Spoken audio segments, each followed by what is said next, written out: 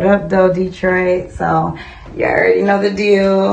Just giving a shout out to Petty Tupac TV. Like, comment, subscribe. You already know the deal. We have to support everybody's businesses, and you already know how it goes. We support each other. You know what I'm saying? Make Detroit win. What up, though? You already know how I go. Make sure you smash like, subscribe, comment. I don't care what you comment, as long as you comment, you dig. I'm gonna drop y'all with some heat real quick. Hey, it's funny, I'm looking behind me, right? This guy not too long ago, like I got the window down. I'm in a car just a couple hours ago, so it's real dark outside. So I'm in the car. I hear boom, boom, boom, like somebody tumbling. I'm like, damn, they got the drop on me. I'm like, oh shit. And as he coming by the car, he running up to it. I'm about to get out, right?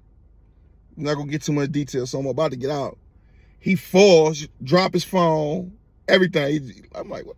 I'm like, oh shoot. I'm like, bro, you all right? He shoot past, jump over the gate. I'm like, what the hell happened? I see my man's come running out, big old cut on his face. I'm like, bro, he just jumped the fence, bro. That's what you looking for? He's like, yeah. I'm like, bro, you wanna I say, bro, you wanna spin around there?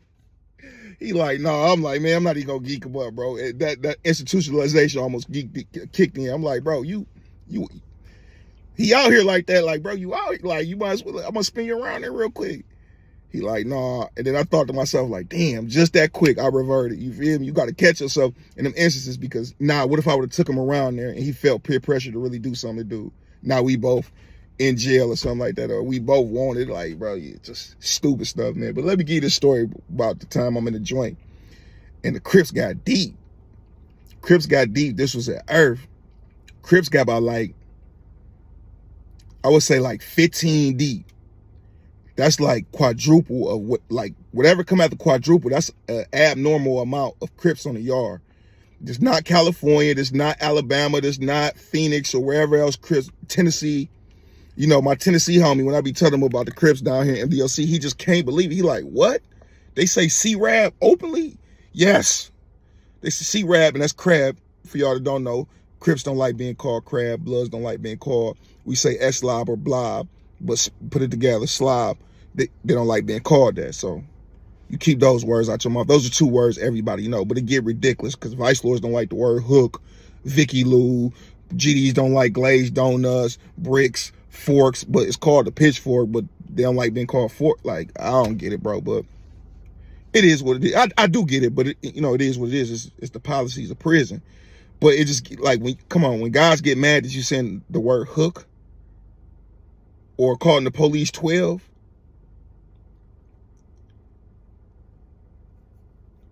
I forget which gang it was. They don't like the word McDonald's, Mickey D's. You can't say Mickey D's. I eat it Mickey D's. Like, it get crazy in the joint. So anyway, the Crips, first off, they start off with about two. This guy from 82, Dreads. I don't know his name, so we just gonna call him Dreads.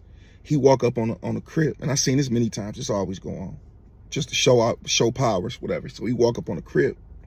He walk up on C-Lo and Tone Lo. C-Lo, he walk up, say, hey man, y'all shaking up, bro. We walking the child, we see y'all shaking up this C-Rab stuff, bro.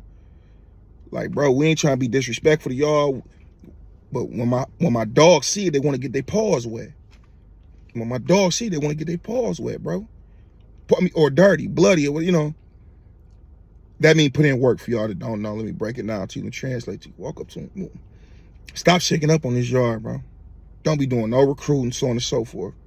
Y'all want to live comfortably, we gonna let y'all live comfortably, but don't be doing none of that C-Rab stuff on the yard. Holler at me if any of y'all want to flip over to this dog life. He like, why see the world when you could be the world? You hear me, blood? One of the dudes, C-Lo, end up converting. Tone Lo end up later on that day knocking one of the Bloods out. So days go by. I say 5 Crips ride in. Next thing you know, it's up to 15.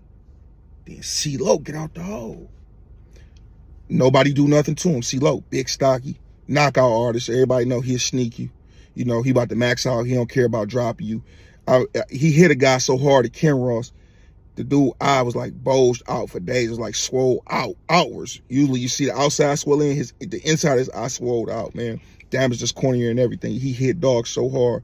He's a sneak attack artist. So he comes back on the yard, right?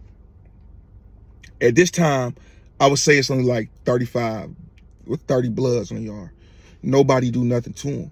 This Gorilla Stone guy, Los, he ride in. Los Stone or whatever they call him. Just call him Los. Los ride in. Los a 5%er, so he a real fly talking guy. A lot of the guys from New York or originally from New York, got some OG history in New York, or got some big homies from New York. They usually be 5%ers, Nation of Islam, so on and so forth. So he a real smooth, cunning manipulator.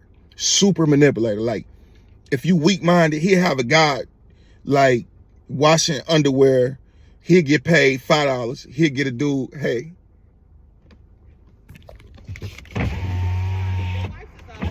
Oh, he is? Okay, I'm gonna get him. Thank you. You? So anyway, he'll pay. I had a brief pause when you see this video again. So he'll pay a guy $2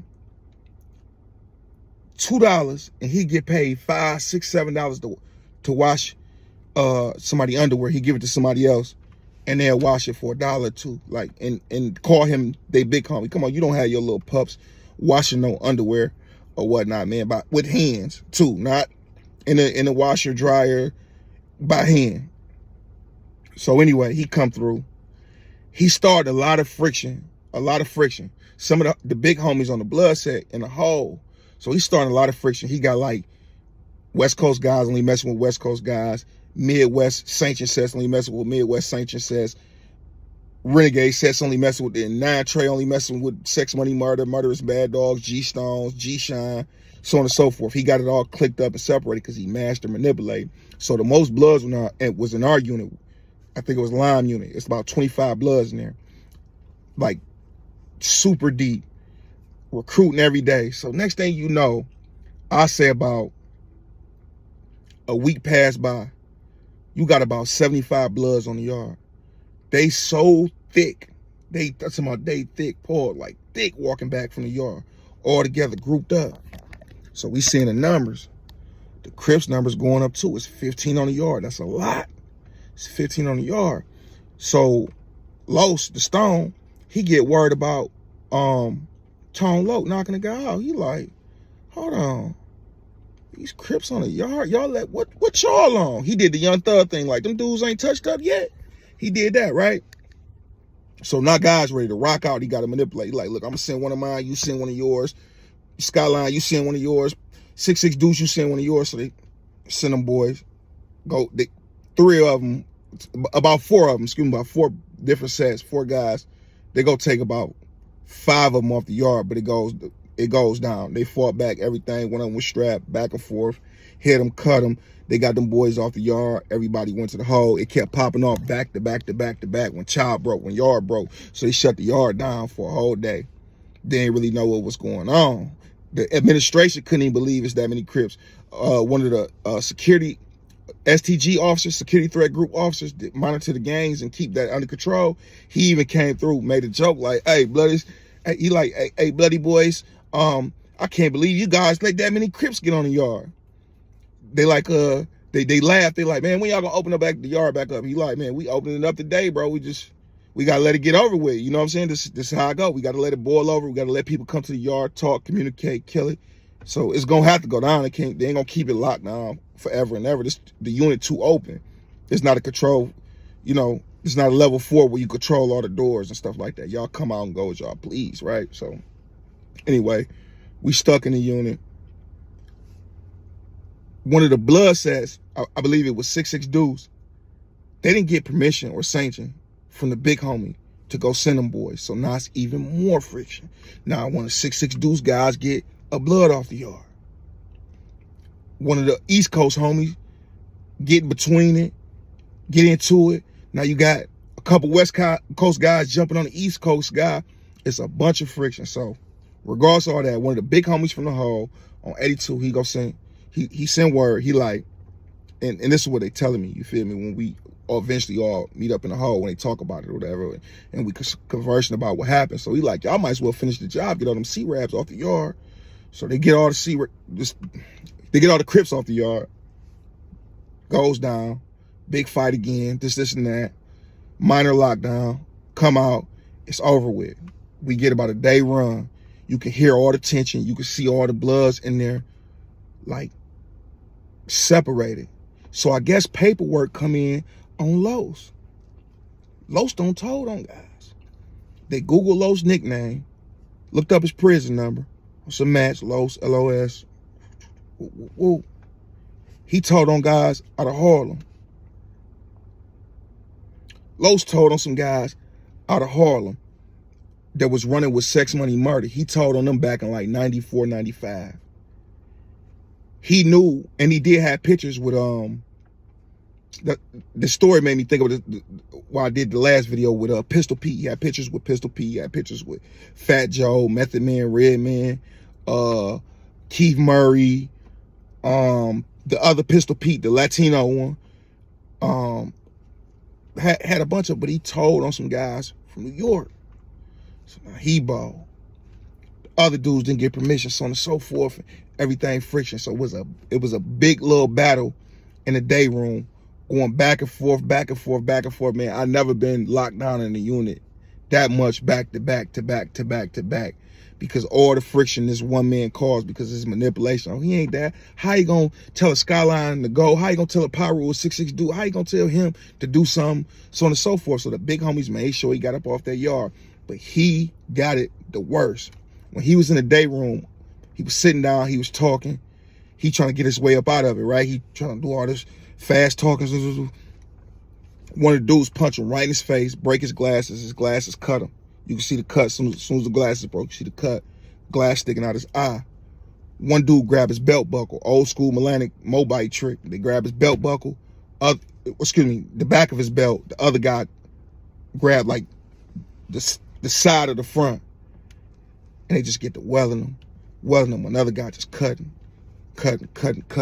He had like damn near tic-tac-toes in the back of his head. Whole upstairs just bloody.